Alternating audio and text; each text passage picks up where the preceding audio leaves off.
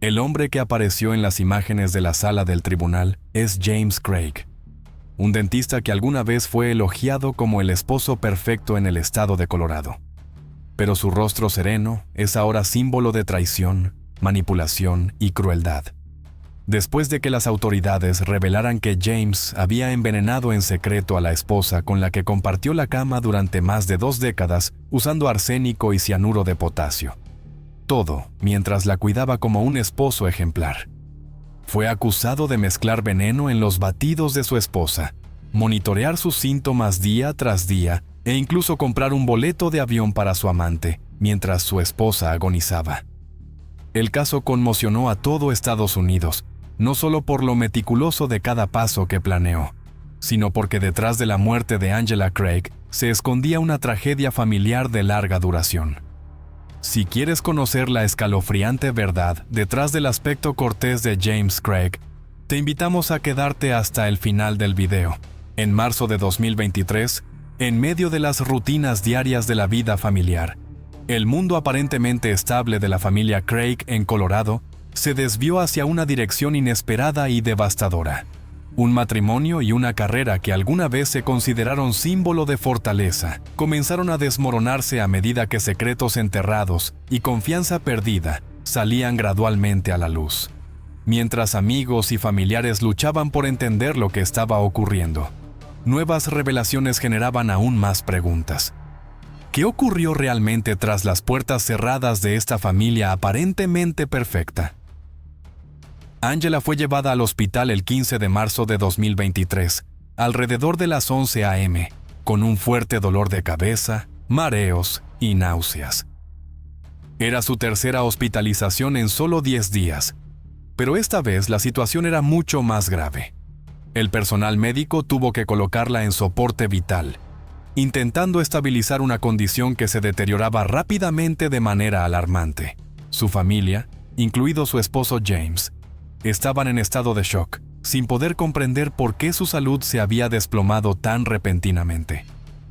Nacida el 15 de abril de 1975 en Dodge City, Angela había sido una figura central en su familia y comunidad desde la infancia. Creció en una familia numerosa con 10 hermanos y desarrolló un amor por los animales a pesar de sufrir alergias. Sus pasatiempos incluían la lectura y la carpintería, y gracias a su personalidad encantadora y naturaleza sociable, era muy querida por amigos y conocidos. Angela tuvo éxito como diseñadora de interiores, conocida por su habilidad para crear espacios cálidos y acogedores. También sentía pasión por la genealogía, ayudando a personas a reconectarse con parientes perdidos. El 18 de diciembre de 1999, Angela se casó con James Craig, quien más tarde se convertiría en dentista. En 2006, James se graduó de la Universidad de Missouri en Kansas City y comenzó a participar en programas dentales internacionales. Construyeron una vida en Colorado, donde James abrió una clínica dental en Aurora. La pareja tuvo 6 hijos y, a pesar de sus vidas ocupadas, Angela mantenía una relación cercana con sus hermanos, especialmente con su hermana Toni, a quien llamaba todos los días. La vida de Angela parecía perfecta. Participaba activamente en actividades de la iglesia, dirigía el coro y lideraba programas para adolescentes. Sin embargo, los problemas de salud repentinos en marzo de 2023 sorprendieron a todos. Solo una semana antes, se había quejado de dolores de cabeza, pero los síntomas desaparecieron rápidamente, sin dejar señales alarmantes. Ni su familia ni los médicos podían explicar por qué su estado se deterioró con tanta rapidez. Durante ese tiempo, James permaneció a su lado, cuidándola como de costumbre. A las 2 p.m. de ese mismo día, Angela sufrió un episodio severo que dejó a sus seres queridos completamente impotentes y aterrados. El equipo médico trabajó incansablemente para salvarle la vida, pero la causa de su deterioro seguía siendo un misterio, lo que aumentaba la tensión y la ansiedad. Cuando Angela perdió el conocimiento, los médicos intentaron estabilizarla, pero la situación se salió rápidamente de control. El derrame cerebral que Angela sufrió el 15 de marzo de 2023 marcó un punto de inflexión crítico. su hermano, quien la había llevado al hospital ese día, recordó más tarde que, para cuando llegaron, su estado ya era grave. Sus síntomas habían empeorado: mareos severos, un dolor de estómago insoportable y náuseas persistentes. Era su tercera visita a un centro médico en solo 10 días, pero esta vez la situación parecía desesperada. La primera hospitalización de Angela ocurrió el 6 de marzo, apenas un día después de regresar de visitar a su hermana Toni en Utah. En ese momento, los médicos creyeron que sus síntomas eran leves y la dieron de alta tras una evaluación. Sin embargo, el 9 de marzo, volvió a buscar ayuda médica.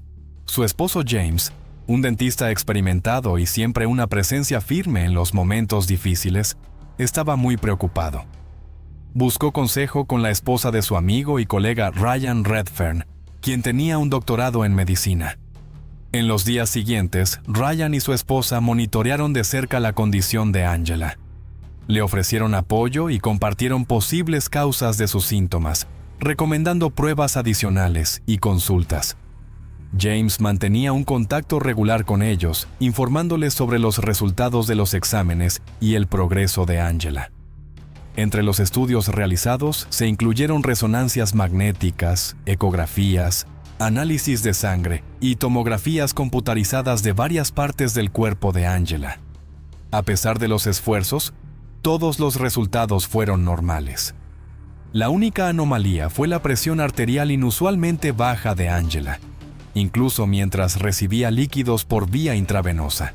Para cuando Angela sufrió el derrame cerebral el 15 de marzo, James comprendía plenamente la gravedad de la situación. Compartió la desgarradora noticia con la esposa de Ryan, enviándole fotos desde la habitación del hospital. Esas imágenes mostraban a Angela rodeada de equipos médicos, monitoreada constantemente por un equipo de especialistas. Pero incluso entonces, los médicos luchaban por emitir un diagnóstico claro, lo que dejaba a todos sintiéndose impotentes y abrumados. La mañana del 15 de marzo comenzó con una llamada telefónica de pánico que puso aún más nervioso a James. El hermano de Angela le informó que la llevaría al hospital porque su condición había empeorado significativamente. En ese momento, James estaba en su clínica atendiendo pacientes. Al enterarse de la noticia, salió de inmediato para estar con su esposa. Al darse cuenta de que los métodos de diagnóstico convencionales estaban fallando, James volvió a contactar a la esposa de Ryan, en un intento desesperado por encontrar respuestas, ya que la salud de Angela seguía deteriorándose a un ritmo alarmante. Los eventos que condujeron al 15 de marzo de 2023 estuvieron llenos de tensión e inquietud. El 9 de marzo, después de ser hospitalizada por segunda vez, Angela fue mantenida en observación durante la noche. Aunque la familia esperaba que su condición mejorara, los médicos aún no podían determinar la causa de sus síntomas.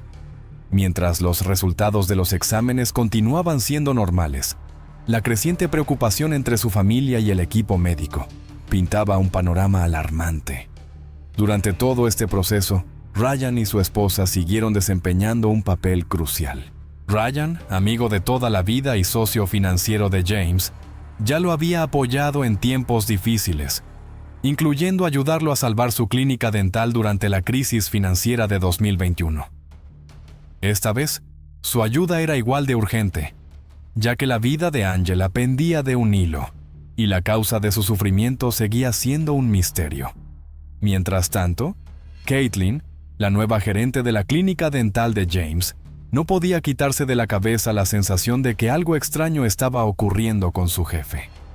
Sus sospechas comenzaron a crecer después de una serie de eventos ocurridos en los días previos al deterioro crítico de Angela el 15 de marzo. Conversaciones con Ryan, el amigo cercano y de confianza de James, finalmente ayudaron a Caitlin a conectar sus observaciones, revelando un patrón perturbador. Todo comenzó la noche del 6 de marzo. Esa tarde, Caitlin estaba trabajando hasta tarde cuando James apareció de repente en la clínica. No tenía ningún paciente agendado y su comportamiento parecía inusual.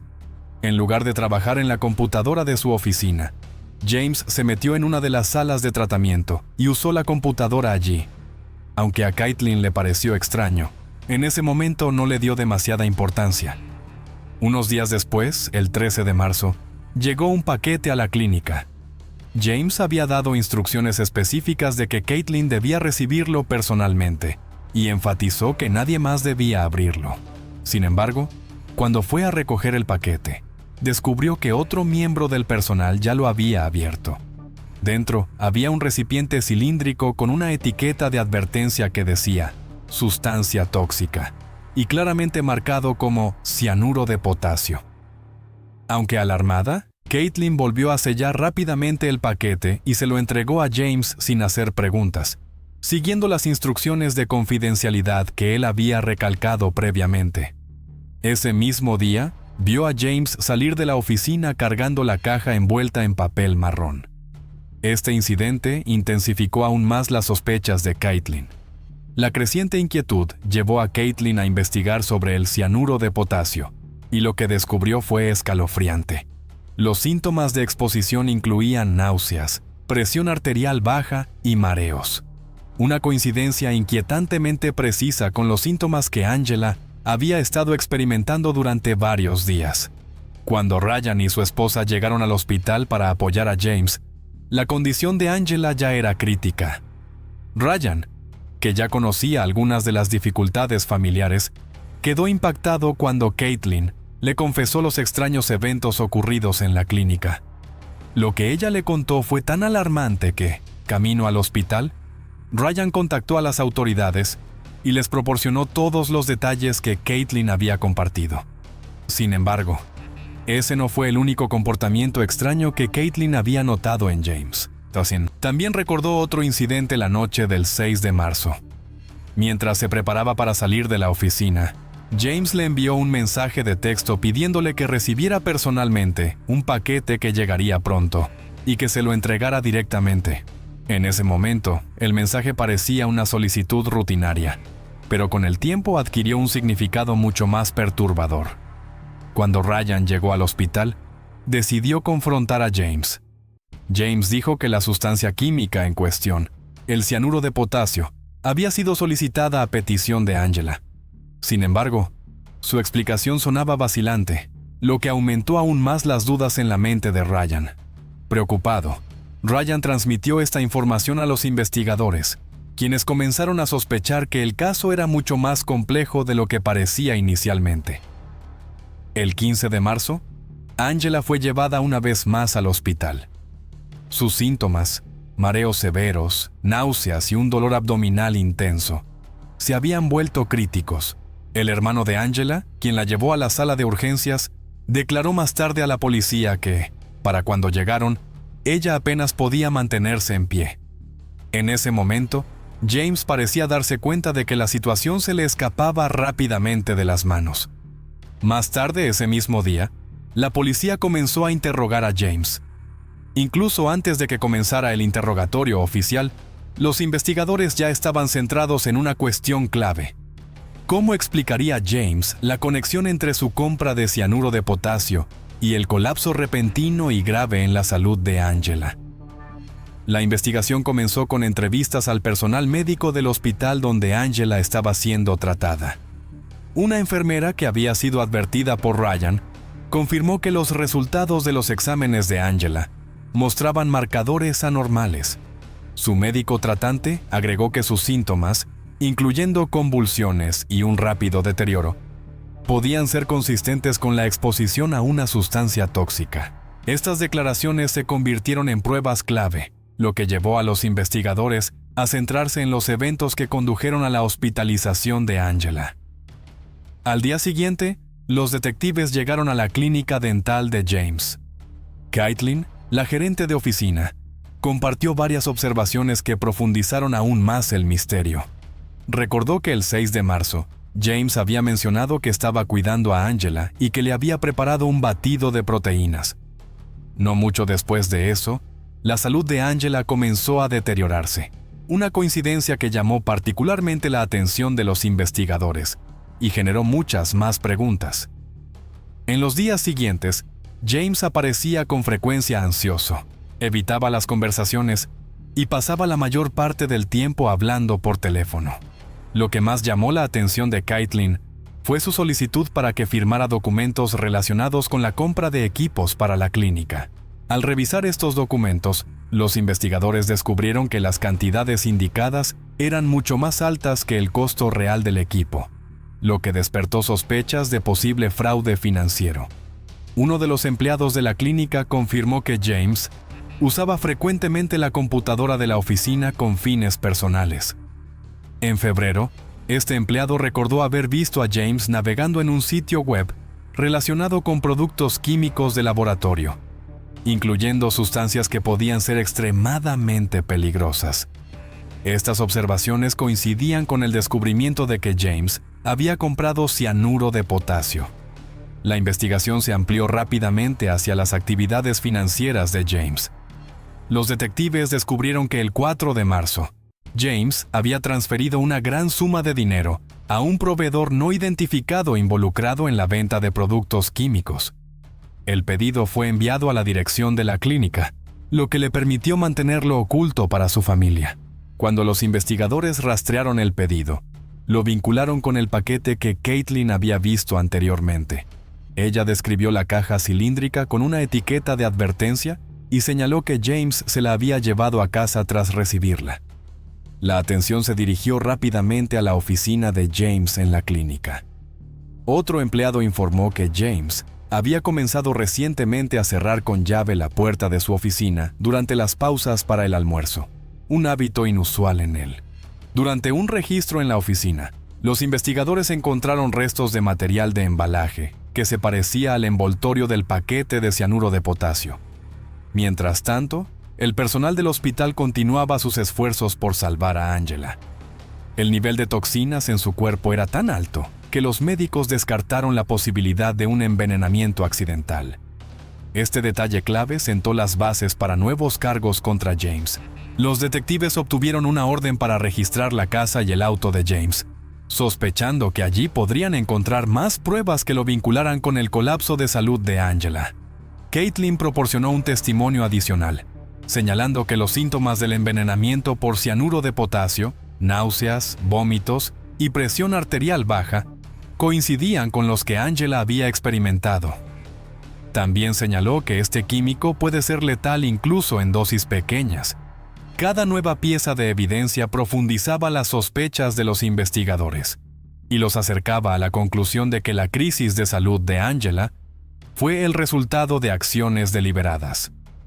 La investigación incluyó un análisis de la computadora de James.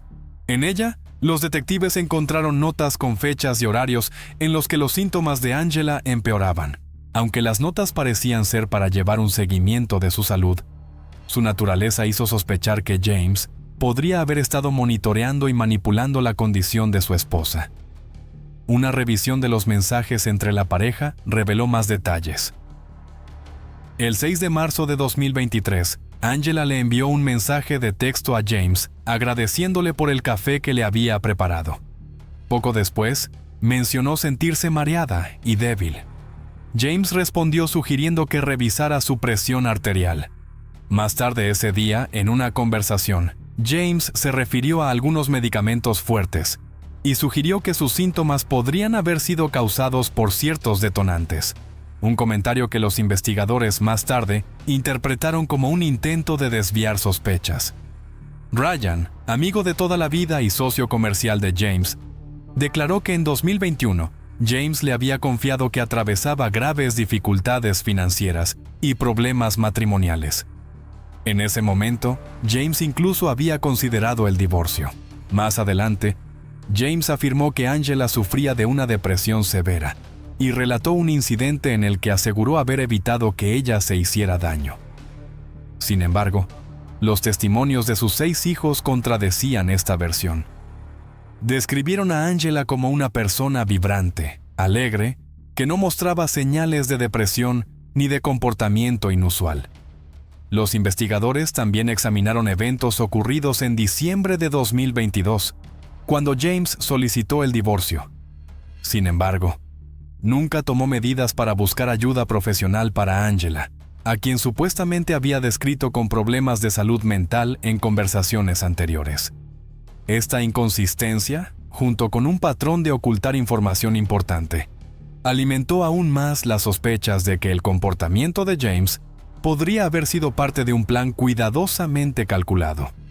El registro de la casa y del auto de James produjo más evidencia.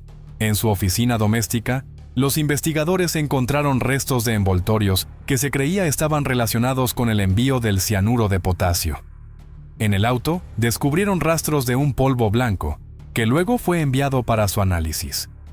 La acumulación de pruebas permitió a los investigadores enfocarse en la posibilidad de que James estuviera llevando una doble vida.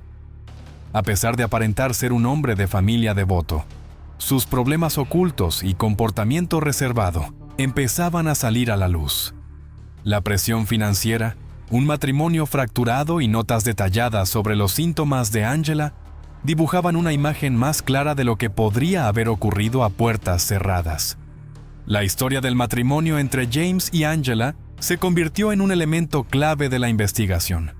La hermana de Angela relató que Angela solía confiarle que se sentía manipulada y presionada por James. Lo describía como alguien que podía pasar horas hablando de sus propios problemas, sin admitir nunca una culpa o mostrar disposición al cambio. Según los testimonios, Angela se sentía atrapada en esa situación, pero no tenía la fuerza para escapar. Estas declaraciones coincidían con las de los colegas de James, quienes notaron que él solía quejarse frecuentemente sobre las dificultades en casa. Uno de ellos incluso recordó haberlo escuchado decir: "La vida sería más fácil sin todos estos lazos". Los registros médicos de Angela jugaron un papel importante en la investigación. En los últimos 2 años, había acudido al médico con más frecuencia de lo habitual, reportando síntomas inexplicables como dolor de estómago, mareos y debilidad. Estas visitas coincidían con periodos de creciente tensión en su relación con James, lo que llevó a los investigadores a sospechar una posible relación entre su estado de salud y las acciones de él. El análisis del historial de búsqueda de James reveló una preparación meticulosa. Había investigado sobre venenos, incluyendo arsénico y cianuro, aprendiendo cómo usarlos y cómo enmascarar su sabor en alimentos y bebidas. También mostró interés en artículos sobre cómo evitar sospechas en casos de envenenamiento. Esta pista digital indicaba un alto nivel de planificación e intención. Los registros financieros ayudaron a clarificar aún más la situación. Los investigadores descubrieron que James había alquilado un apartado postal en una zona remota que utilizó para recibir varios envíos. Empleados del servicio de paquetería confirmaron que James recogía paquetes con frecuencia, usualmente por las noches. Uno de estos envíos coincidía con el periodo en que compró cianuro, una transacción actualmente bajo investigación. Las entrevistas con amigas de Angela aportaron más pistas. Una de ellas recordó que, semanas antes de su hospitalización, Angela se había quejado de síntomas extraños y dijo sospechar que podían estar relacionados con algo que había comido o bebido.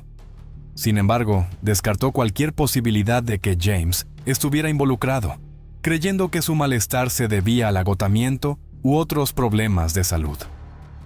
Para esclarecer la situación, los investigadores consultaron a expertos en toxicología, quienes analizaron muestras del cabello de Angela. El análisis reveló rastros de arsénico y otros venenos, indicando que había estado expuesta a toxinas durante un periodo prolongado. Estos hallazgos sugerían firmemente que el deterioro de su salud no fue un accidente. La recopilación de evidencia, incluyendo transacciones financieras, testimonios y resultados médicos, comenzó a formar una narrativa clara. James no solo planeó meticulosamente sus acciones, sino que empezó a ejecutarlas mucho antes de la hospitalización de Angela.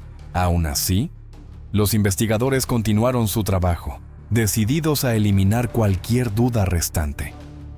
Los detectives también investigaron la situación financiera de James y descubrieron detalles inquietantes. Su consultorio dental estaba en estado crítico, con deudas que superaban los $2 millones. A esto se sumaba un hábito de apuestas. James había perdido una cantidad considerable de dinero en Las Vegas, lo que agravó aún más su situación económica. Estas revelaciones arrojaron nueva luz sobre los problemas matrimoniales entre James y Angela. Problemas que, según la hermana de Angela, llevaban muchos años sin resolverse. Ella reveló que Angela había intentado dejar el matrimonio durante 16 años, pero James siempre encontraba la manera de convencerla de quedarse. Quienes la conocían dijeron que Angela se sentía emocionalmente agotada y atrapada, pero no encontraba el valor suficiente para poner fin a la relación.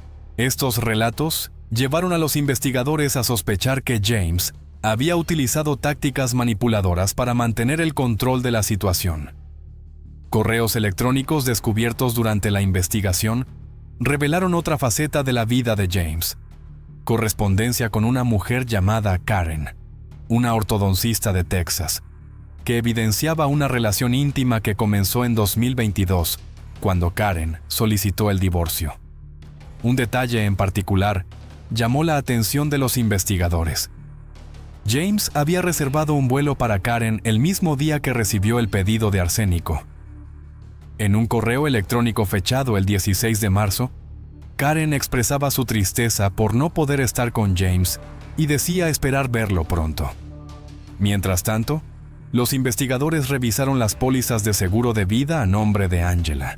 Descubrieron 3 pólizas con pagos muy elevados. Esto aumentó las sospechas de que James pudo haber considerado una ganancia económica dentro de su presunto plan. El 18 de marzo a las 9:42 p.m., los médicos declararon clínicamente muerta a Angela.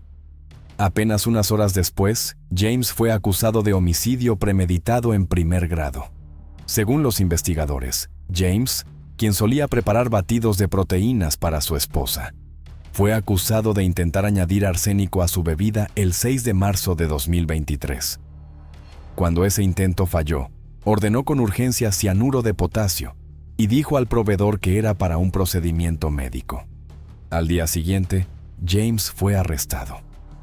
En la audiencia preliminar, se le imputaron múltiples delitos, incluyendo manipulación de pruebas. El juez fijó una fianza de $1,000. Poco después, los fiscales agregaron 2 cargos más contra James Craig: solicitud de asesinato y solicitud para cometer perjurio. Aunque la acusación formal no especificaba a quién presuntamente intentaba dañar James, el vocero del Departamento de Policía de Aurora, Joe Mond, confirmó que la víctima prevista era un detective de policía de Aurora. El juicio de James Craig ha sido pospuesto indefinidamente. Craig, quien se declaró no culpable, comparecerá ante el tribunal con un nuevo abogado. Además, enfrenta cargos por pasar en secreto cartas en la cárcel a otro recluso, quien más tarde fue liberado bajo fianza con la ayuda de una hija adulta.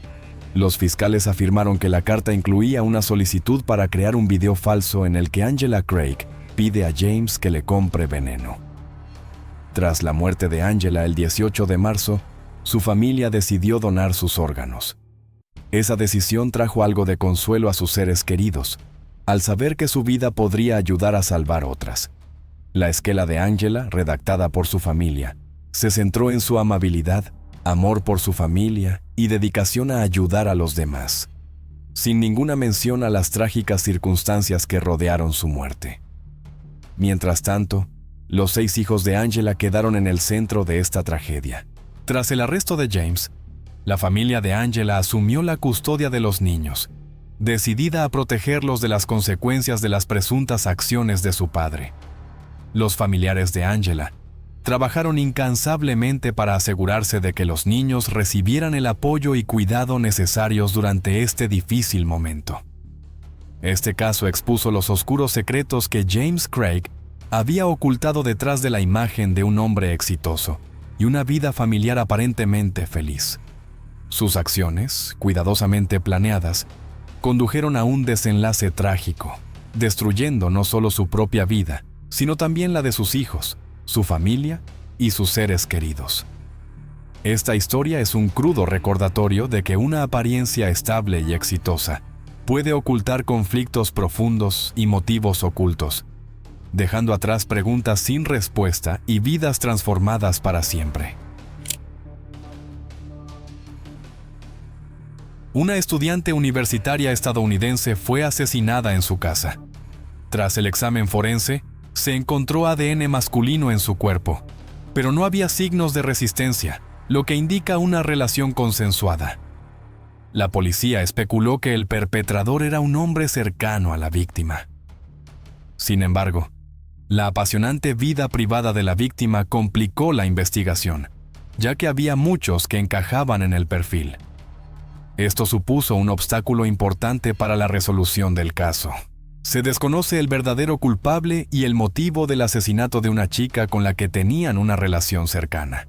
La víctima de este caso se llama Heather Maples, nacida el 23 de agosto de 1992, en el condado de Marion, Florida.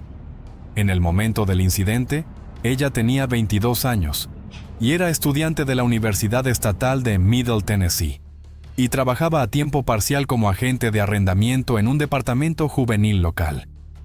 Heather estaba llena de energía todos los días, siempre dispuesta a ayudar a cualquiera que lo necesitara, sumado a su apariencia sobresaliente. La hacía muy popular tanto en los círculos del mismo sexo, como en los del sexo opuesto. Sin embargo, tenía la mala costumbre de divertirse, incluso teniendo novio. Continuó haciendo amigos en todas partes en las redes sociales y tenía muchos de los llamados mejores amigos varones. Su vida privada siempre fue complicada hasta que apareció un hombre llamado Price. Quizás fue el destino lo que los unió.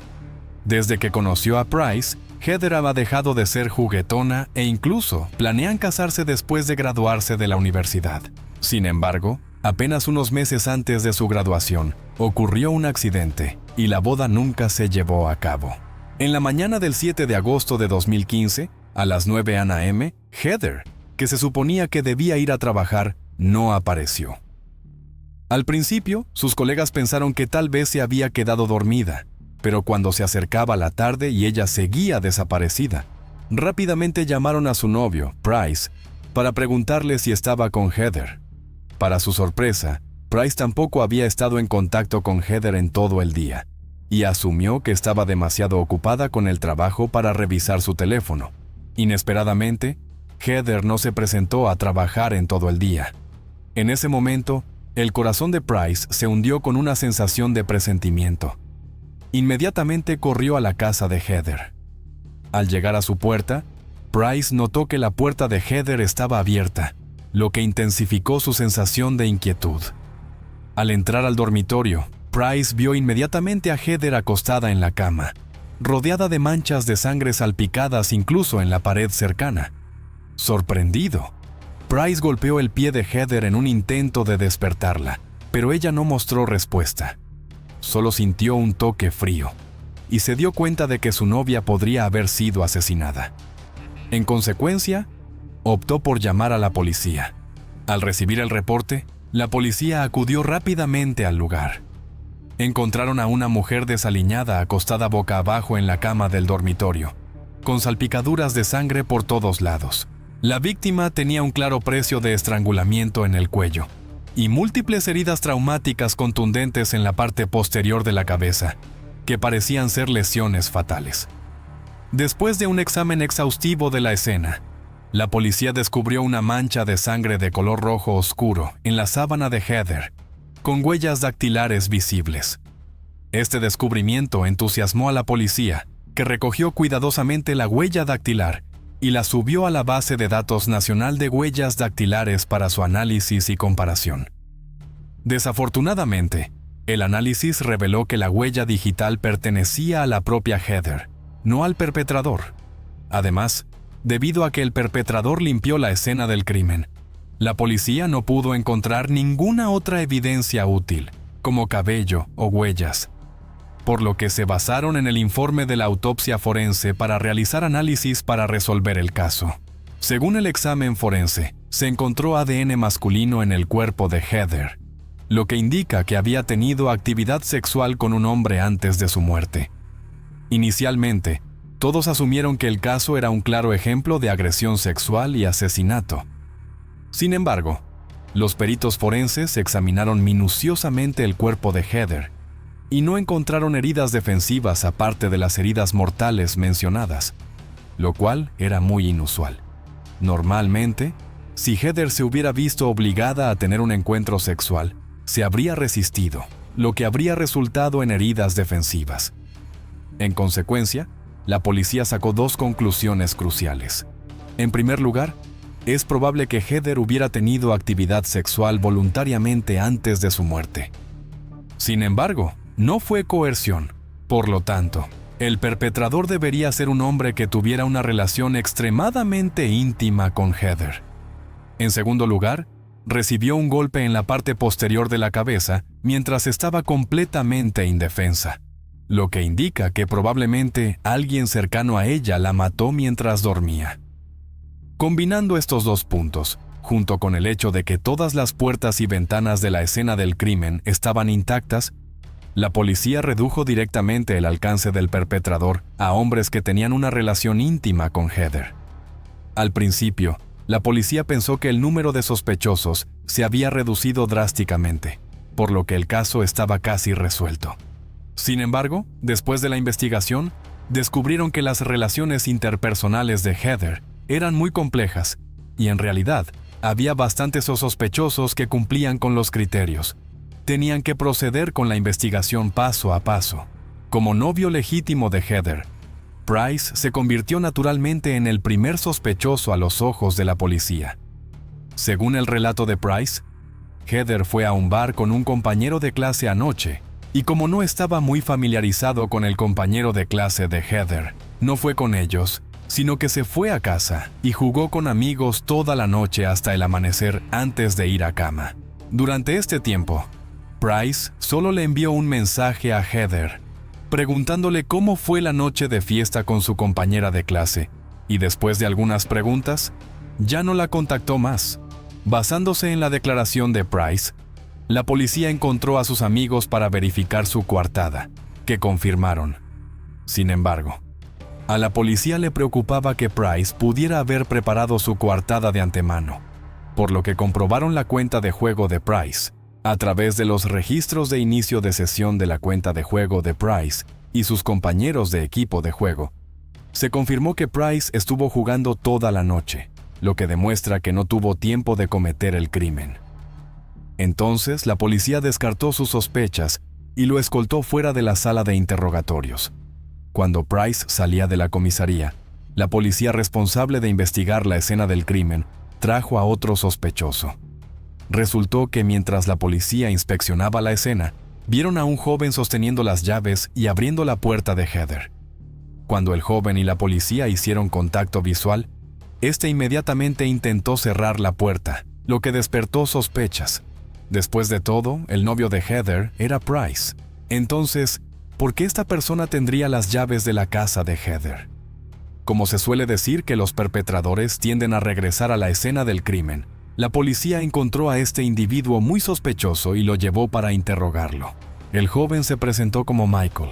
Michael, que era compañero de universidad de Heather, estuvo entre los que fueron al bar para la reunión de anoche. Cuando Heather quedó inconsciente por beber demasiado, él fue quien la acompañó a casa cuando terminó la reunión. Después de llevar a Heather a la cama, cerró la puerta con llave y se fue a casa a dormir, saliendo alrededor de la medianoche. No fue hasta el mediodía, cuando se estaba preparando para salir de la casa, que se dio cuenta de que sin darse cuenta se había llevado la llave de la casa de Heather. Se apresuró a ir a la casa de Heather para devolver la llave, solo para encontrar una habitación llena de agentes de policía al abrir la puerta. El relato de Michael parecía razonable. Afirmó que había sido el único que llevó a Heather a casa, sin que nadie lo acompañara durante todo el proceso. Esta falta de testigos hizo que su historia fuera difícil de verificar. Naturalmente, la policía no podía simplemente confiar en su palabra. Le solicitaron su muestra de ADN, a lo que inicialmente se negó, pero aceptó a regañadientes después de mucha deliberación. Al comparar su ADN, la policía descartó a Michael como el autor de este caso.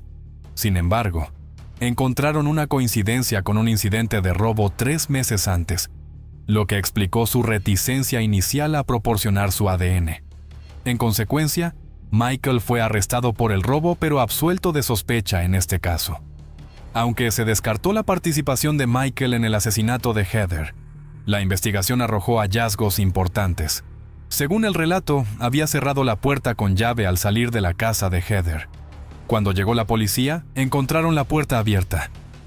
Esto descartó la posibilidad de que el perpetrador hubiera entrado debido a que Michael no cerró la puerta con llave. Una investigación más profunda de los registros telefónicos de Heather reveló un mensaje enviado a las 2:23 a.m. de la noche del incidente. Fue la última actividad telefónica de Heather, dirigida a un hombre llamado Artavio, pidiéndole que viniera. A pesar de que Artavio no respondió, la naturaleza del mensaje sugería una relación íntima entre ellos. Esto presentó a un nuevo sospechoso y explicó por qué la puerta de Heather quedó abierta. Debería ser que después de que Heather le envió el mensaje a Artavio, abrió la puerta con anticipación para esperar su llegada. En consecuencia, la policía llevó inmediatamente a Artavio a la comisaría para interrogarlo. Al llegar a la comisaría, Artavio cooperó bien con las autoridades y respondió todas las preguntas con prontitud. Cuando se le preguntó sobre su relación con Heather, se puso nervioso y solo confesó después de confirmar repetidamente que ni Price ni el actual novio de Heather estaban presentes en la estación. Artavio explicó que él y Heather habían sido amantes secretos. Ambos tenían sus propias parejas y solo se comunicaban cuando era necesario. Aunque recibió el mensaje de Heather la noche del incidente, estaba con su novia en ese momento y no fue.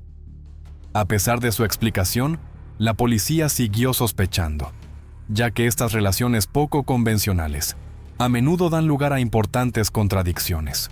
Por lo tanto, la policía solicitó el ADN de Artavio, a lo que él accedió de inmediato. En comparación, el ADN de Artavio no coincidía con el ADN encontrado en el cuerpo de Heather. Con eso, fue puesto en libertad. Había más que estos 3 posibles sospechosos en este caso. A medida que la investigación se profundizó, la policía descubrió que las relaciones de Heather eran intrincadas y turbias, parecidas a una versión real del juego Mafia. En medio de la confusión, a la policía le resultó difícil discernir quién era realmente sospechoso, especialmente considerando el hábito de Heather de entablar amistad en línea con personas que usaban identidades falsas. Como resultado, la policía perdió gradualmente la confianza en resolver el caso, que finalmente se enfrió y quedó como un misterio sin resolver. Un inesperado accidente automovilístico dio un nuevo giro al caso 3 años después. El 16 de enero de 2018, un policía estaba patrullando cuando escuchó un fuerte ruido detrás. De repente, su coche fue chocado por detrás, pero afortunadamente el impacto no fue grave. El agente no sufrió heridas importantes, solo algunos rasguños. Salió del coche de policía para ver quién se atrevía a seguirlo, solo para encontrar al conductor del coche trasero luciendo desorientado, con las mejillas sonrojadas, como si estuviera ebrio. Al ver esto, el oficial no se molestó en realizar una prueba de alcoholemia e inmediatamente llevó al individuo a la estación para un análisis de sangre. Tras la prueba, se encontró que la concentración de alcohol en sangre de la persona era del 0,11%, muy por encima del límite legal para conducir bajo los efectos del alcohol. En consecuencia, la policía planeó detener al individuo una vez que recuperara la sobriedad. Durante el periodo de espera, la policía recibió una alerta de la base de datos de ADN que indicaba una coincidencia con un caso de homicidio ocurrido hace 3 años, lo que confirma el vínculo con el caso de Heather. Sin demora, la policía comparó los registros de ADN, que mostraron una coincidencia del 99,99% con el fluido corporal masculino encontrado en la escena del crimen de Heather, confirmando prácticamente su identidad como el perpetrador. El individuo, llamado Brandon Bowling, también era estudiante en la Universidad Estatal de Middle Tennessee. Cuando se le preguntó sobre Heather, Brandon negó repetidamente conocerla, aunque su comportamiento parecía antinatural, lo que indica un intento de ocultar la verdad. Luego, la policía preguntó sobre las actividades de Brandon la noche del 6 de agosto de 2015. Afirmó haber estado bebiendo con un amigo en un bar llamado Lonely Gentleman hasta alrededor de las 2:00 a.m. Luego fue a un restaurante a comer hasta alrededor de las 5:00 a.m., 30 a.m., después de lo cual tomaron caminos separados. La policía verificó rápidamente la cuenta del amigo de Brandon y confirmó que abandonaron el restaurante a las 3:45 a.m. Sin embargo, no pudieron dar cuenta del paradero de Brandon a partir de entonces. Obviamente, Brandon había estado mintiendo todo el tiempo. Esto significaba que no tenía coartada alguna para esa noche. Además, su ADN coincidía perfectamente con el del perpetrador, por lo que la policía no dudó en arrestar oficialmente a Brandon y confiscó todas sus pertenencias para examinarlas. Cuando la policía revisó el teléfono de Brandon, quedaron atónitos. Encontraron un vídeo increíble en su teléfono, que lo mostraba cometiendo actos inmorales contra Heather. La policía recordó más tarde que el vídeo en el teléfono de Brandon era el más impactante que habían visto en sus carreras. Estaba claro cuán brutal había sido Brandon durante el crimen. Con pruebas abrumadoras en su contra, Brandon no intentó negar sus crímenes y confesó lo que había hecho. Contó los acontecimientos de esa noche y explicó que después de salir del restaurante, se encontró con la foto de Heather en las redes sociales y quedó cautivado por su belleza. Luego, usó el historial de ubicaciones pasadas de Heather para encontrar su dirección y descubrió que la puerta de entrada estaba parcialmente abierta. Suponiendo que Heather la dejó abierta, entró audazmente y encontró a Heather durmiendo profundamente en su cama. Él se aprovechó de la situación, cometiendo actos inmorales contra ella. La razón por la que no hubo señales de resistencia por parte de Heather no fue porque ella no se resistió, sino porque Brandon no le dio la oportunidad de resistirse. Se desvió de la secuencia habitual de ataques, asegurando que Heather no tuviera oportunidad de defenderse.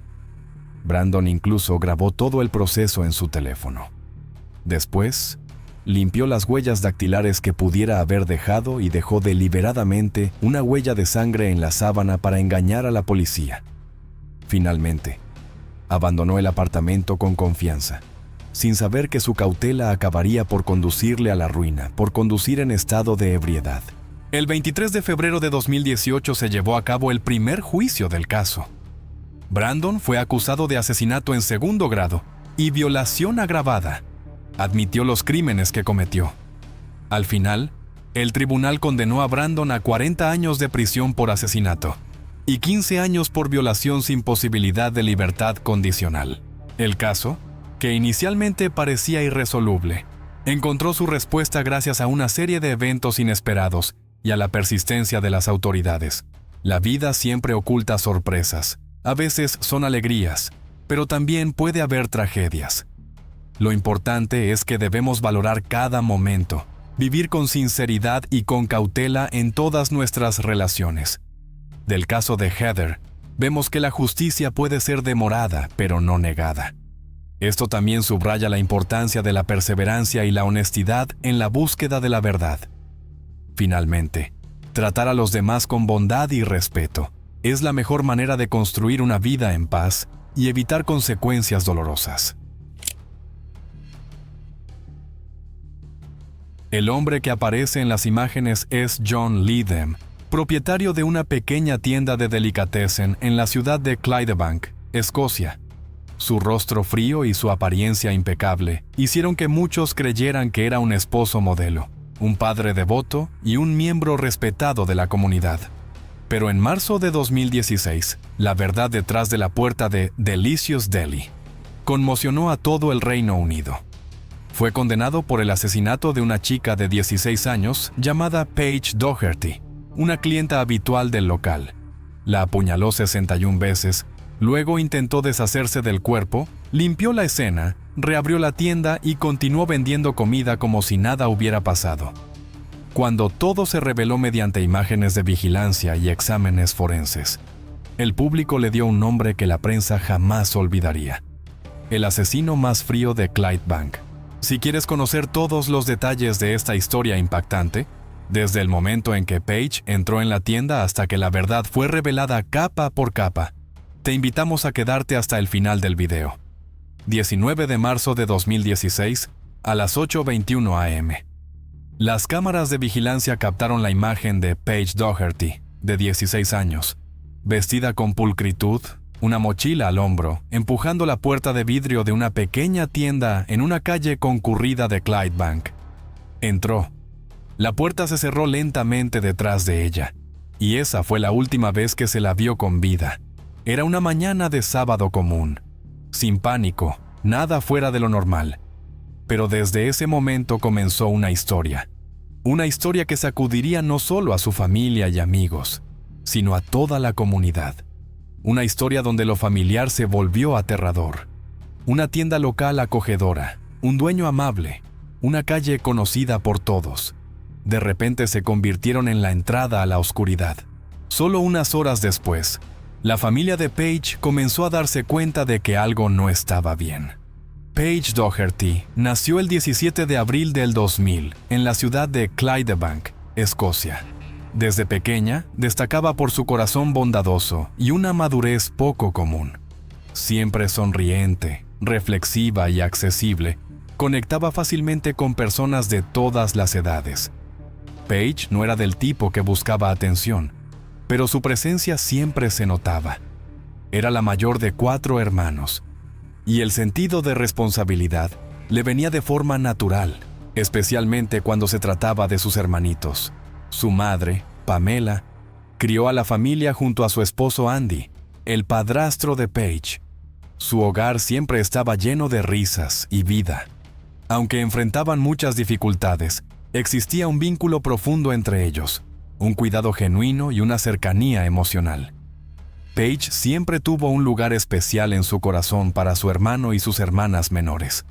No solo los cuidaba, realmente se preocupaba por ellos. Desde muy joven, ayudaba en las tareas del hogar y no dudaba en alzar la voz cuando ocurría algo serio. Tenía una conexión muy especial con su hermano Andrew, quien tenía necesidades de desarrollo especiales. Paige solía llevarlo al parque o al cine. Esos momentos no solo eran importantes para Andrew, también significaban mucho para ella. Desde temprano, Paige supo lo que quería hacer con su vida. Soñaba con convertirse en estilista de cabello y belleza. Siempre se sintió atraída por el mundo de la moda y el estilo personal. Le encantaba el maquillaje, la peluquería, experimentar con nuevos looks y mantenerse al día con las tendencias. A los 16 años ya tenía un camino claro y estaba enfocada en su objetivo. Cuando tuvo la oportunidad de trabajar los sábados en un salón local, se lo tomó muy en serio. No era solo un trabajo a medio tiempo, era el inicio de su futuro. Sus compañeras la describían como puntual, respetuosa y siempre con ganas de aprender. Paige también tenía una vida social muy activa. Sus redes sociales estaban llenas de fotos con amigas y videos divertidos donde reía, bromeaba y mostraba sus habilidades con la belleza. Tenía muchas conocidas, pero su mejor amiga era Lauren. Pasaban mucho tiempo juntas, pijamadas, charlas profundas, compartiendo secretos y soñando con el futuro. Otra persona importante en la vida de Paige era su novio, Dylan. Su relación aún era joven, pero era genuina, llena de cariño y ternura. Se enviaban mensajes y llamaban todos los días, compartían todo. Paige confiaba en él. Él sabía todo lo que pasaba en su vida y, según quienes los rodeaban, realmente se preocupaba por ella. Estar separados, incluso un solo día, los inquietaba a ambos. La vida de Paige era sencilla, pero significativa. A menudo les decía a sus seres queridos que tenía grandes sueños, pero que nunca pensaba en dejar su ciudad natal. Para ella, el éxito no significaba irse. Significaba construir una vida justo donde había crecido. Sus acciones reflejaban un objetivo claro. Trabajaba, estudiaba, ayudaba a los demás y demostraba que se preocupaba, no por obligación, sino porque creía que era lo correcto. A primera vista, John Lidham parecía ser un miembro ejemplar de la respetable y estable clase media de Clydebank. A los 32 años, era dueño de un negocio local, estaba casado y criaba a una hija pequeña. Su esposa, Kaya, era de origen polaco. Desde afuera, su vida parecía tranquila y estable. Una casa modesta cerca de su trabajo, una rutina regular, cuidar a su hija, salir a caminar. Todo formaba la imagen de confiabilidad. John era bien conocido en el vecindario y siempre mantenía la imagen de un hombre educado y tranquilo. Dirigía una pequeña tienda llamada Delicious Deli, una combinación de tienda de comestibles, pequeño café y mostrador de comida. El local se encontraba en una calle concurrida, no muy lejos de zonas residenciales y paradas de autobús. Habitantes locales, estudiantes y trabajadores de calles cercanas pasaban frecuentemente. John solía atender él mismo detrás del mostrador, conversando con los clientes, muchos de los cuales reconocía por la cara. Su actitud era amable. Rara vez mostraba irritación y nunca había actuado de forma irrespetuosa en público. Los visitantes frecuentes de la tienda no notaban nada fuera de lo común. Parecía callado, ordenado, algo reservado, pero nada alarmante. Su reputación empresarial era sólida. La tienda estaba limpia, bien surtida y siempre abría a tiempo. Nadie tenía quejas y no se le asociaba con ningún problema o controversia, al menos no hasta marzo de 2016. Pero detrás de la imagen de un hombre de familia confiable, había verdades que la mayoría desconocía. John tenía un hermano gemelo llamado George Lidhem. Su relación no era muy conocida y, a diferencia de John, George tenía antecedentes penales. En 2003, con solo 19 años, George fue condenado por un delito grave. Había emboscado a una mujer, la arrastró entre los arbustos y llevó a cabo un asalto premeditado. Recibió una condena suspendida de 3 años. Se le ordenó realizar servicios comunitarios y fue incluido en el registro de delincuentes. Pasaron los años, pero el comportamiento de George no mejoró.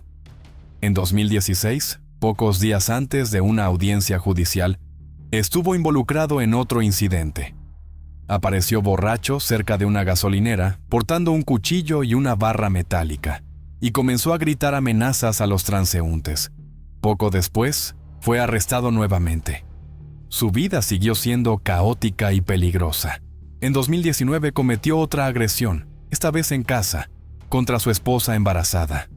Bajo los efectos de estimulantes, la agredió físicamente, causándole heridas graves. Posteriormente fue condenado a 9 meses de prisión. Mientras tanto, John nunca había sido acusado de ningún delito. Su historial estaba completamente limpio. Sin quejas, sin reportes policiales, nada en el sistema. Eso le permitió mantener una imagen pública perfecta durante muchos años. Pero a medida que los investigadores comenzaron a descubrir el caso actual, surgió una imagen muy distinta. No la de un empresario tranquilo y confiable, sino la de alguien capaz de estallidos repentinos de ira y pérdida de control. La familia de John quedó bajo el escrutinio público. Pero a diferencia de su hermano George, John había logrado mantener la apariencia de una vida normal durante mucho tiempo. Su esposa, Cassia, nunca había notado nada alarmante o fuera de lo común. Así que la imagen de un hombre de familia y dueño de tienda resultó ser solo eso, una imagen. La historia familiar de John era compleja, enredada y perturbadora, pero muy pocas personas conocían toda la verdad. Y fue precisamente ese contraste entre un exterior calmado y una tensión oculta lo que finalmente condujo a una tragedia que sacudió a toda Clydebank. La noche del 18 de marzo de 2016, Paige Doherty se quedó a dormir en casa de su mejor amiga, Lauren. Fue una pijamada típica, algo que hacían con frecuencia. Las dos chicas pasaron la noche hablando de la vida, compartiendo historias personales, probando nuevos estilos de maquillaje y jugando con peinados. Incluso a esa edad, Paige era muy organizada. Sabía que tenía que estar en el trabajo a la mañana siguiente, así que puso su alarma con anticipación para asegurarse de despertarse a tiempo y no perder el autobús. A la mañana siguiente, 19 de marzo, Paige se despertó a tiempo tal como lo había planeado. Se vistió, se despidió de Lauren y salió de la casa para caminar hasta la parada de autobús. Era su rutina habitual de los sábados. comenzó a caminar por la ruta familiar. Normalmente, se detenía siempre en la misma tienda. El dueño, Ashi Ahmed, conocía a Paige desde que era pequeña. A menudo entraba para comprar un sándwich o una bebida antes del trabajo. Pero ese día, algo cambió. Al pasar frente a la tienda de Ashi, simplemente saludó con la mano sin entrar y siguió caminando por la calle. A solo unos metros estaba la tienda de John Lidem. Esa mañana, Paige decidió detenerse allí en lugar de su lugar habitual. A las 8:21 a.m. en punto, las cámaras de vigilancia registraron a Paige acercándose a la tienda y entrando. Esa fue la última vez que se la vio. Desde ese momento, desapareció por completo de la vista de todos. Cuando Paige no se presentó para su turno en el salón de belleza, las alarmas se activaron de inmediato. Sus compañeras sabían que se tomaba sus responsabilidades muy en serio. Nunca había llegado tarde ni faltado sin avisar. Su teléfono estaba apagado. El personal del salón intentó llamarla, pero no pudieron comunicarse. Contactaron a su madre, Pamela, para informarle. La preocupación rápidamente se convirtió en miedo. Pamela tampoco pudo contactarla, algo completamente fuera de lo común. Paige siempre respondía a los mensajes y llamadas, especialmente de sus seres más cercanos. Al mismo tiempo, su novio Dylan también intentaba contactarla. Ninguno de sus mensajes fue leído. Cada vez más ansioso, llamó al salón para verificar si Paige había llegado. Al enterarse de que no se había presentado y que nadie había sabido de ella, su preocupación se convirtió en pánico. Dylan y Pamela comenzaron a revisar las cuentas de redes sociales de Paige. Ella siempre estaba activa en línea, publicando actualizaciones, respondiendo a sus amigos, compartiendo fotos. Pero ese día, no había nada. Sin actualizaciones, sin publicaciones, sin respuestas. El silencio en línea solo aumentó su miedo. Esto no solo era inusual en ella, era algo que nunca había pasado antes. Pasaron las horas, aún sin noticias. Estaba claro que no se trataba simplemente de llegar tarde o de un malentendido menor. Su familia y amigos ya sabían que algo serio había ocurrido. Pamela contactó de inmediato a la policía.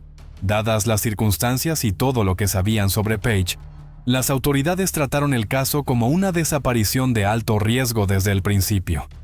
A diferencia de muchos otros casos de adolescentes, la posibilidad de que se hubiera escapado ni siquiera fue considerada. Comenzó la primera fase de búsqueda. Familiares, amigos, compañeras del salón e incluso vecinos se unieron al esfuerzo, llamando a todos los que conocían, imprimiendo volantes, buscando cualquier pista posible. Pero en esa etapa, no surgió ni una sola pista. Paige había desaparecido en cuestión de minutos. Nadie podría haber imaginado que una simple decisión de detenerse en una tienda de la esquina cambiaría su vida por completo. Mientras tanto, los investigadores lanzaron una investigación paralela realizando entrevistas. Trazaron la ruta que Paige podría haber tomado desde la casa de Lauren hasta la parada de autobús y trataron de determinar quién podría haberla visto esa mañana. Se interrogó a los dueños de tiendas en el camino y se revisaron las grabaciones de seguridad de negocios cercanos. Cualquier desviación de su camino habitual despertaba atención. Pasó un día entero, pero aún no había información nueva. La falta de testigos, señales o evidencia física solo hacía que la situación fuera más tensa. La única oportunidad confirmada que tenían los investigadores era el breve momento en que Paige caminó por la calle y entró en una de las tiendas. Fue en ese momento cuando la atención comenzó a dirigirse hacia las tiendas ubicadas a lo largo del trayecto que Paige había recorrido. Nadie sospechaba que el rastro se había enfriado justo detrás de la puerta de uno de esos lugares. La búsqueda de Paige Doherty duró 2 días completos. Su familia, voluntarios y la policía nunca perdieron la esperanza de encontrarla con vida. Pero en la mañana del 21 de marzo de 2016, esa esperanza se extinguió. Su cuerpo fue descubierto por 2 peatones que caminaban por una zona boscosa junto a la carretera, a aproximadamente 1 milla de la parada de autobús a la que se dirigía esa mañana de sábado. El área era de difícil acceso, cubierta de maleza y poco transitada. Eso explicaba por qué su cuerpo no había sido encontrado antes. Los transeúntes notaron una bolsa negra sospechosa en el suelo. Al acercarse, se dieron cuenta de que había un cuerpo dentro. La policía llegó rápidamente y acordonó la zona. Incluso durante el examen inicial, quedó claro que la chica había muerto a causa de múltiples heridas de arma blanca. Los hallazgos posteriores revelaron la brutalidad del ataque. Los forenses contaron 146 lesiones por objeto punzante en el cuerpo de Paige. De esas, 61 eran puñaladas directas. El resto correspondía a heridas defensivas sufridas durante una lucha. Sus manos y antebrazos eran las zonas más gravemente lesionadas, una evidencia clara de que Paige había luchado hasta el final. Medía apenas 1.5 metros de estatura, pero luchó por su vida. Algunas de las heridas en la cabeza y el cuello eran especialmente deliberadas y repetitivas. Un corte profundo en el cuello le seccionó la arteria carótida, provocando una hemorragia masiva. Según los expertos, esa fue la herida fatal. El nivel de violencia asociado con el crimen no dejaba dudas. No se trataba de un acto aleatorio ni de un robo fallido. Fue algo profundamente personal y emocional. Los investigadores descartaron rápidamente la posibilidad de que el atacante fuera un desconocido. El número de heridas, las zonas específicas atacadas y la fuerza utilizada indicaban que el autor conocía a Paige.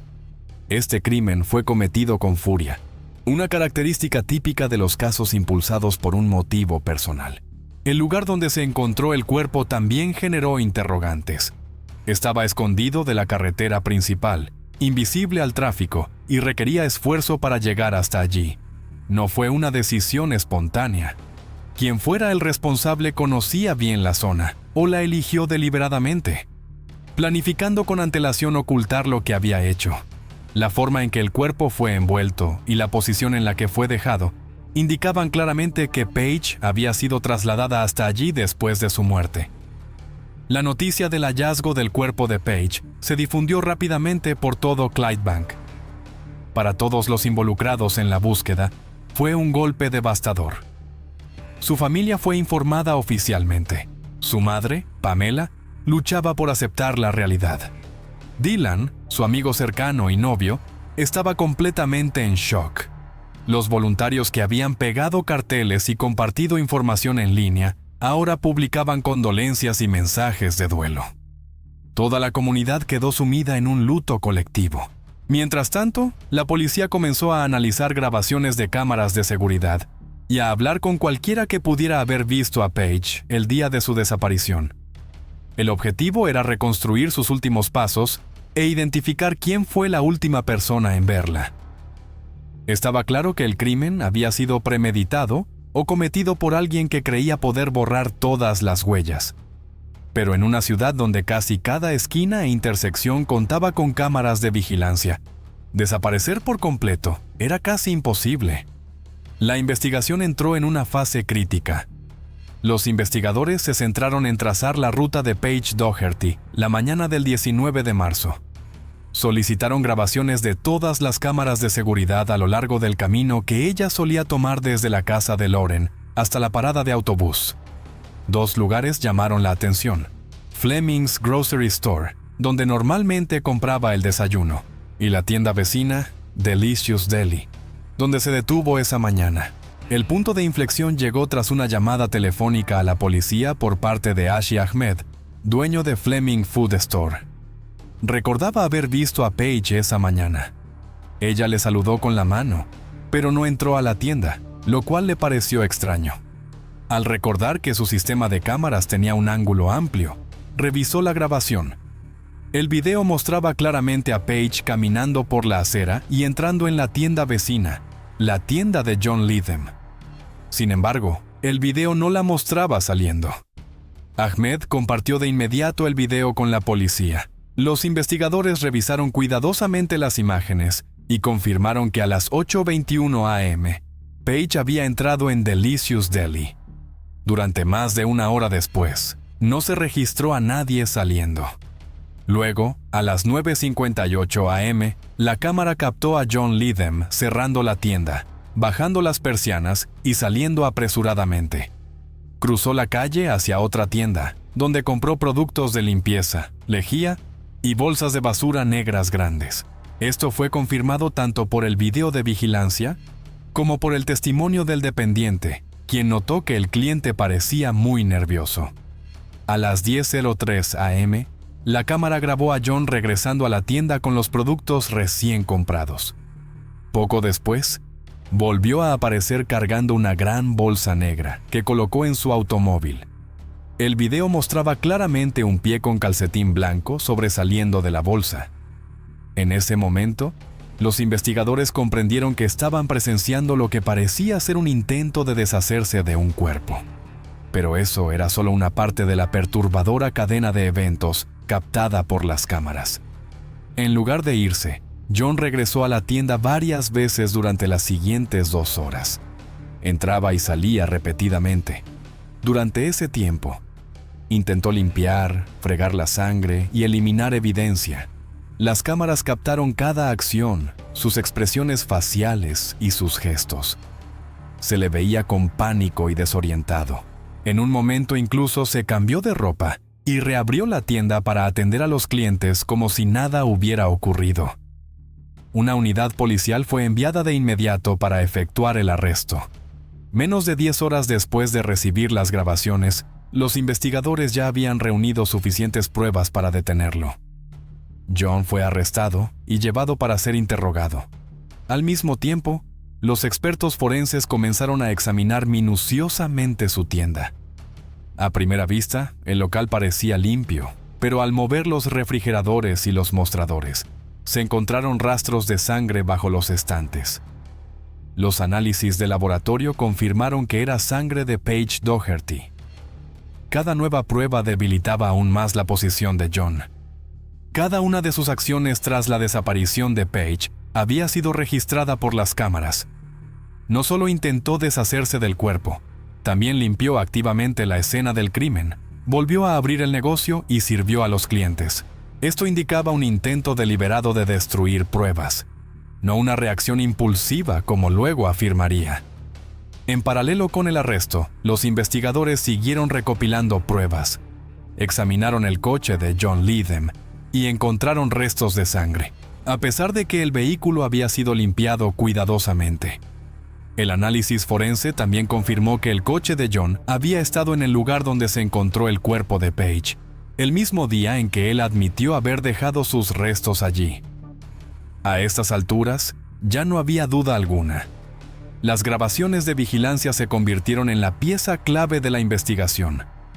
Mostraban quién fue la última persona que vio a Paige, el comportamiento del sospechoso y cada paso que tomó para encubrir lo sucedido. Irónicamente, no fue su propia cámara, sino la de la tienda vecina, la que reveló la verdad. Después de su arresto, John Leedham negó todo inicialmente. Afirmó que no conocía a Paige Doherty y sostuvo que ella nunca había entrado en su tienda. También dijo que era imposible que hubiera sangre en el local, pero la policía tenía pruebas concretas, las imágenes de las cámaras de seguridad, las muestras de sangre del suelo del local y de su coche, y la imagen innegable de un cuerpo dentro de una bolsa de basura. Frente a esta abrumadora evidencia, John cambió su historia y confesó el crimen. En su declaración, dijo que todo ocurrió en un momento de pánico. Según él, Paige entró en la tienda, hizo un pedido y preguntó si estaban contratando. Dijo que le preguntó la edad, y cuando ella respondió que tenía 15 años, él rechazó su solicitud. Entonces, afirmó que Paige lo amenazó con acusarlo de conducta inapropiada si no la contrataba. Aseguró que se asustó, temió ser falsamente acusado, perseguido por el pasado criminal de su hermano, y que agarró un cuchillo. John describió el momento como una confrontación repentina. Dijo que Paige comenzó a gritar y que él la atacó para hacerla callar. Cuando se dio cuenta de que ya no estaba con vida, envolvió el cuerpo, lo escondió en un área de almacenamiento y se fue a casa. Allí escondió el cuerpo en un cobertizo. Se cambió de ropa y al día siguiente llevó a su familia a un viaje de fin de semana a Balmaja, como si nada hubiera pasado. 2 días después, regresó y dejó el cuerpo en una zona cubierta de maleza al borde de la carretera. Los investigadores examinaron cuidadosamente su versión de los hechos. Primero, no había evidencia alguna que respaldara su afirmación de chantaje. Page no tenía antecedentes de comportamiento agresivo ni manipulador. Su madre, amigas y compañeras de trabajo la describían como amable, dulce y respetuosa. Tenía un trabajo en un salón que adoraba. No había ninguna razón para que estuviera buscando otro. La investigación forense también determinó que el ataque no fue un arrebato repentino. Hubo una lucha prolongada y múltiples heridas, descartando la posibilidad de una pérdida momentánea de control. No había evidencia de violencia sexual ni de ninguna relación previa entre Page y John. Esto solo hacía que su motivo fuera aún más difícil de comprender. Él siguió insistiendo en que no tenía intención de causar daño y que solo actuó ante una amenaza que creía real. Pero la naturaleza del ataque, 146 lesiones con objeto punzante, muchas de ellas dirigidas al cuello y rostro, no dejaba ninguna duda sobre el nivel de brutalidad. Los detalles del caso comenzaron a aparecer en los medios. El público reaccionó con escepticismo ante la explicación de John. Un detalle que generó especial indignación fue lo que hizo después del crimen: llevar a su familia de vacaciones, supuestamente para despejar la mente. Mientras toda la comunidad buscaba desesperadamente a una adolescente desaparecida, él disfrutaba de una escapada de fin de semana, plenamente consciente de que su cuerpo yacía oculto en su cobertizo. Frente a tales pruebas, John fue acusado formalmente. Su confesión, junto con sus justificaciones inverosímiles, no generaron simpatía ni entre los investigadores ni entre el público. Desde el principio, quedó claro que esto no fue un momento de furia impulsiva, sino un esfuerzo deliberado por encubrir un crimen grave. Y aunque las autoridades nunca lograron determinar con exactitud su motivo, la magnitud y brutalidad del ataque lo decían todo. Tan pronto como el nombre de John Leatham se hizo público, la atención se centró rápidamente no solo en él, sino en quienes lo rodeaban, especialmente en su hermano gemelo, George John. El pasado criminal de George solo se hizo ampliamente conocido después de que se expuso el caso de Page Doherty. Fue entonces cuando comenzaron a surgir preguntas. ¿Hasta qué punto el comportamiento de John había sido moldeado por la dinámica familiar? Durante el interrogatorio, el propio John mencionó a su hermano, diciendo que entró en pánico porque no quería acabar como George. Afirmó que temía ser falsamente acusado y que no podría soportar la vergüenza que eso conllevaría. Sin embargo, los investigadores no encontraron ninguna prueba que indicara que Page hubiera hecho amenazas o mostrado comportamientos manipuladores. Incluso si se aceptaba esa explicación como sincera, planteaba preocupaciones más profundas. ¿Por qué alguien que aparentemente llevaba una vida estable y normal recurría al pasado de su hermano para justificar sus propias decisiones? Los expedientes psicológicos de los hermanos mostraban diferentes niveles de autocontrol, pero ambos compartían una tendencia a culpar a otros y distorsionar la realidad. La diferencia clave era que John había mantenido durante mucho tiempo la apariencia de ser un hombre respetable, mientras que George había sido objeto de atención policial en múltiples ocasiones. El interés público por la familia de John creció rápidamente entre periodistas, blogueros y residentes de Clydebank. La gente comenzó a examinar el pasado de los hermanos, compararlos y especular sobre el origen de su agresividad. Algunos comenzaron a sospechar que podría existir una cultura familiar hostil latente, aunque no fuera evidente desde fuera. Y aunque la investigación sobre la muerte de Page no reveló una conexión directa entre los hermanos en el crimen, su historia compartida trazaba un contexto, un telón de fondo que hacía que el acto violento de John no pareciera ya un suceso aislado como se pensó en un principio. 7 meses después del crimen, comenzaron los procedimientos judiciales contra John Leatham. Para entonces, los investigadores ya habían reunido una cantidad abrumadora de pruebas: videos de vigilancia, resultados forenses, testimonios de testigos y la confesión del propio acusado. El equipo de defensa no discutía que él había quitado la vida a Page, pero argumentaba que se trataba de un momento de pánico, no de una acción premeditada. Sin embargo, el tribunal debía considerar no solo los hechos, sino también el motivo, el comportamiento posterior y cómo John reaccionó. El juicio atrajo una gran atención mediática. En la sala estaban los familiares de Page, periodistas, activistas sociales y vecinos cotidianos de Clydebank, todos intentando enfrentarse a la dura verdad. Pamela, la madre de Page, fue la primera en hablar. Describió cómo sus vidas habían cambiado desde la desaparición de Page, que pasaba noches sin dormir, despertándose en pánico creyendo haber oído la voz de su hija. Habló del vacío diario, del dolor que nada podía aliviar. Y quizás lo más desgarrador, contó lo difícil que era ver a sus otros hijos luchar por entender por qué su hermana nunca volvería. Andy, el padrastro de Page, también declaró ante el tribunal. Dijo que la tragedia lo había roto por dentro, impidiéndole continuar con su vida cotidiana. Su testimonio fue especialmente conmovedor cuando habló de su hijo Andrew, quien enfrentaba desafíos en su desarrollo.